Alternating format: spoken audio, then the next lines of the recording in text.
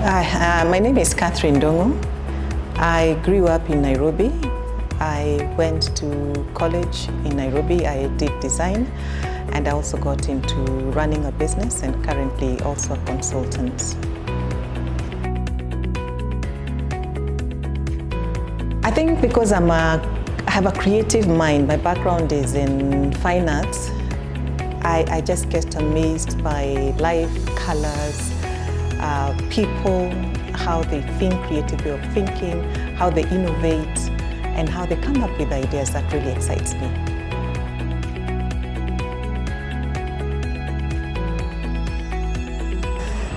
No, my journey was never thought to be a trainer. In fact, every time I tell my father I'm a trainer, he laughs and says, "You're very much like your mother." My mother was a teacher. So I suppose somewhere along the way, the genes for training got into place.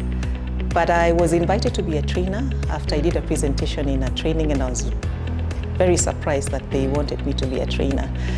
But I kind of enjoyed being a trainer, just transferring the teachings that I had or the experiences that I had. And I found that it was a way that I was able to give into my creativity, because in the trainings that I do, I have the opportunity to curate training programs that have a creative flair in terms of presentation. But then I realized in training it was not sufficient to have a generic session with my participants, and felt that a one-on-one, after a training, you find the participants want to engage you and to bring back the experiences in, say, their businesses or even in their workplaces. So coaching became the natural next step for me, and therefore I found that after the generic, it was important to get into one-on-one with my trainees. So that's what got me into coaching and also mentorship.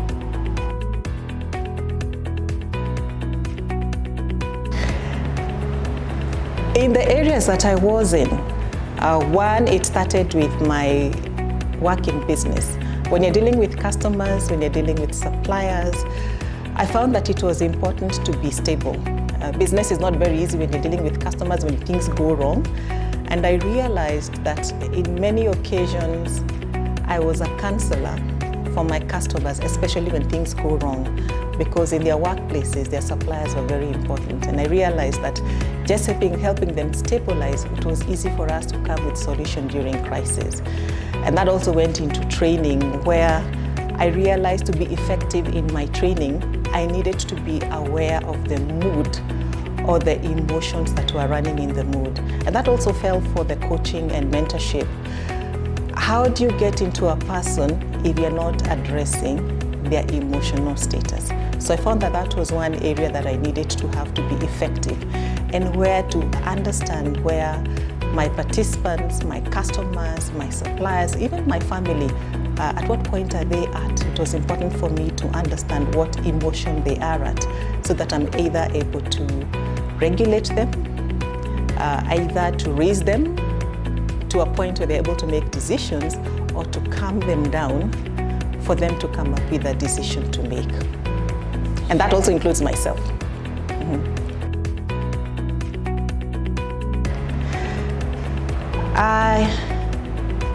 I got into training, as I told you, as an invitation. And one of the biggest achievements I found is where my participants, after years, came back and told me that I impacted their life, and they're able to tabulate where their transformation happened. And for me, I think my work as an EQ expert, or as an EQ person, or a person who is in facilitation, I think my biggest achievement is seeing real transformation and people coming back to show the significant change they had in their lives.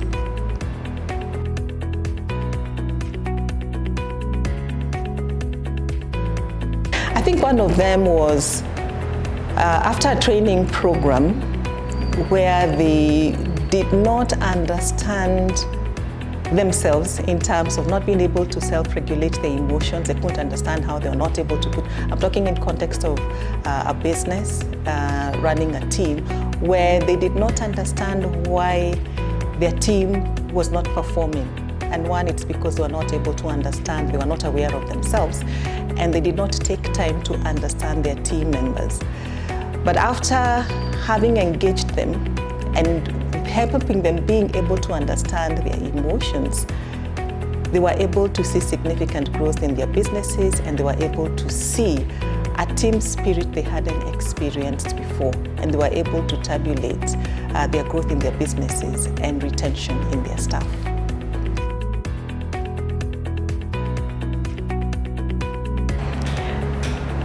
I think it's separating, learning to separate business and family and personal time. There are certain hours in the day that I keep to myself, and what do you call me at that hour, I'm very unlikely to pick. I think we're also in a culture where we keep picking our phones. I have a regulated time where I manage my social space, and I'm talking about social digital space. I also have time that I keep for my family and nothing can affect it. And I also have time where I focus on work. So I'm able to regulate that in terms of not getting a burnout, and also practicing some of these ideas of giving yourself a work time, working for about 25 minutes, giving yourself a break of 5 minutes, and also having an 8 to 5 or an 8 hour, not necessarily an 8 to 5, but an 8 hour regime, where after that I'm able to use the other time to do other things.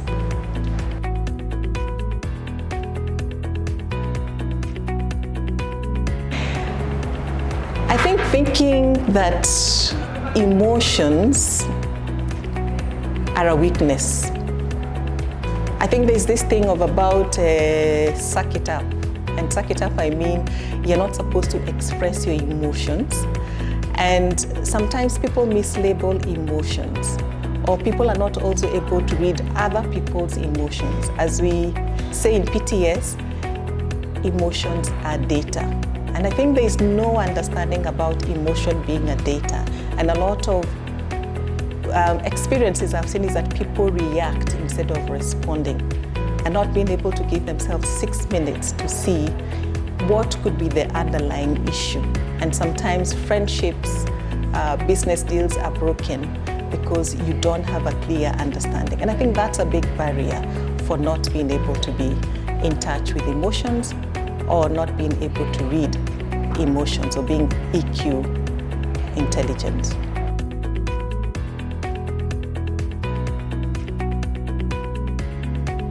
I think relearn, unlearn, and come with an open mind.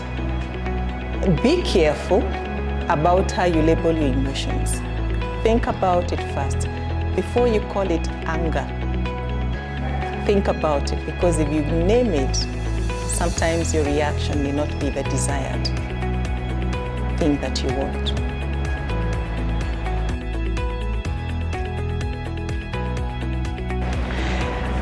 I think I'm at a time where so many things are happening in the world.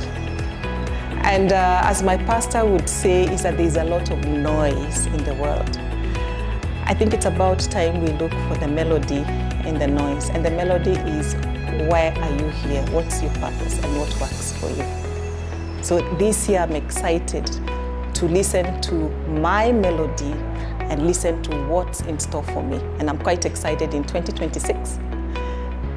I believe there's a lot in store in terms of working together with teams, and also working the journey of being emotional.